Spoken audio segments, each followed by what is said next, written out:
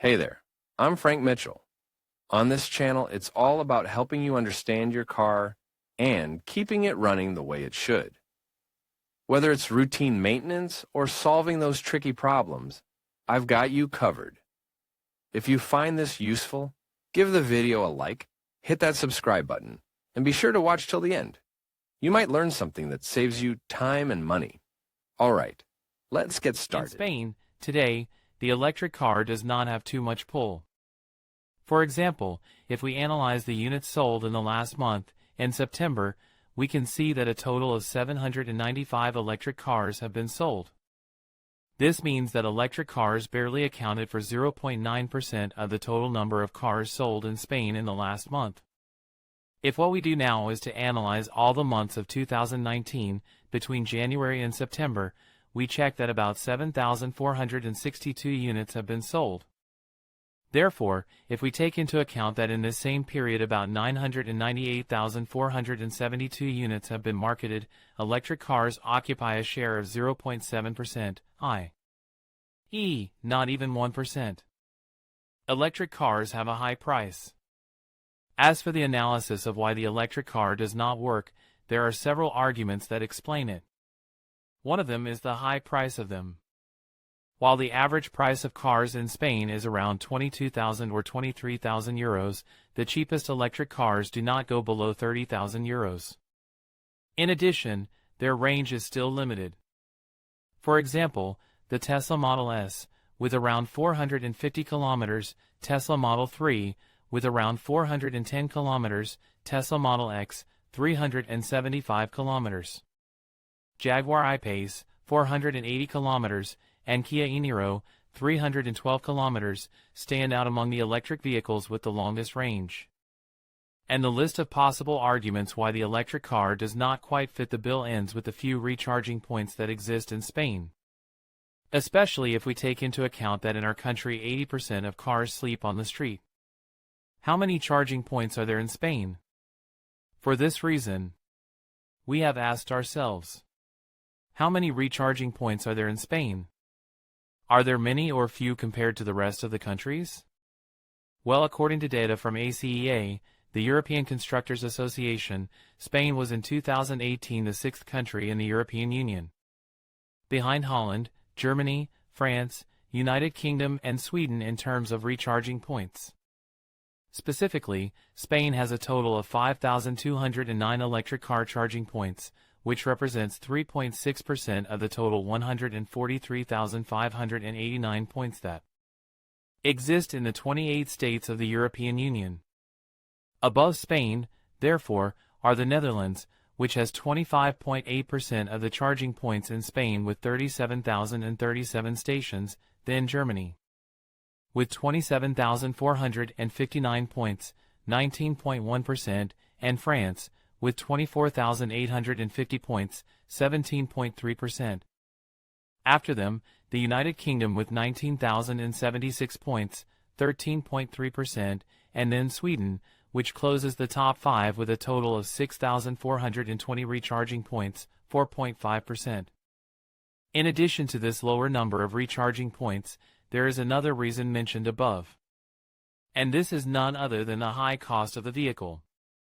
This, in turn, is closely related to the per capita income of each country.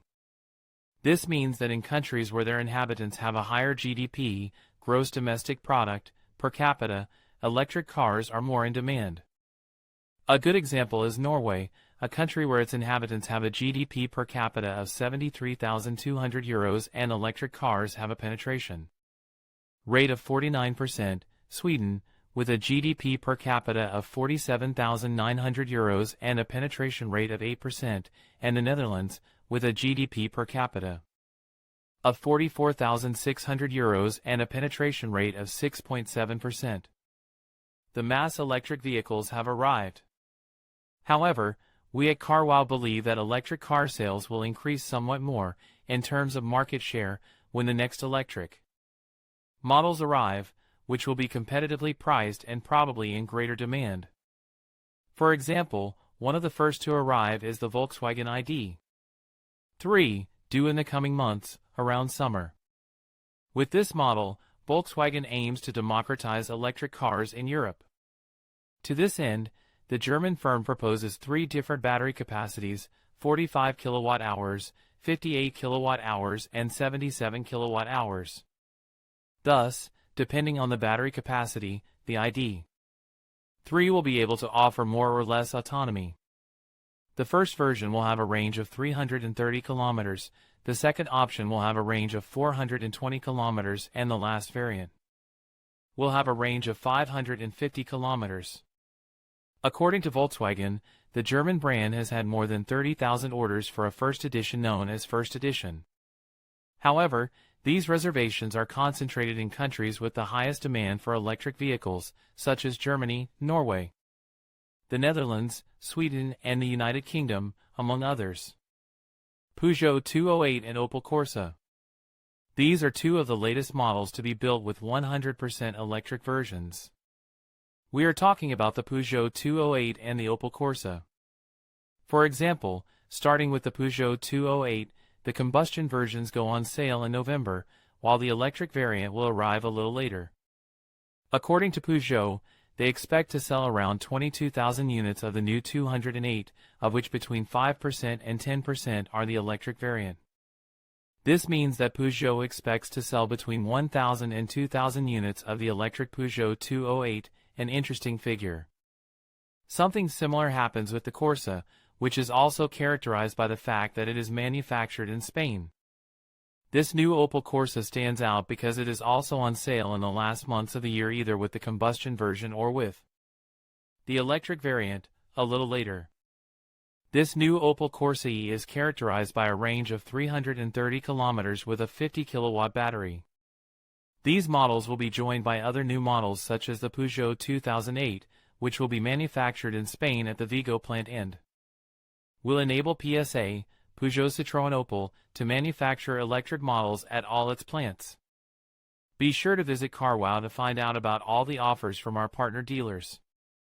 Here, for example, you can find the best prices for the Kia e-Niro, BMW i3, Hyundai Kona EV, Hyundai Ioniq Electric, Renault Zoe, Nissan Leaf, or Volkswagen e-Golf, among others.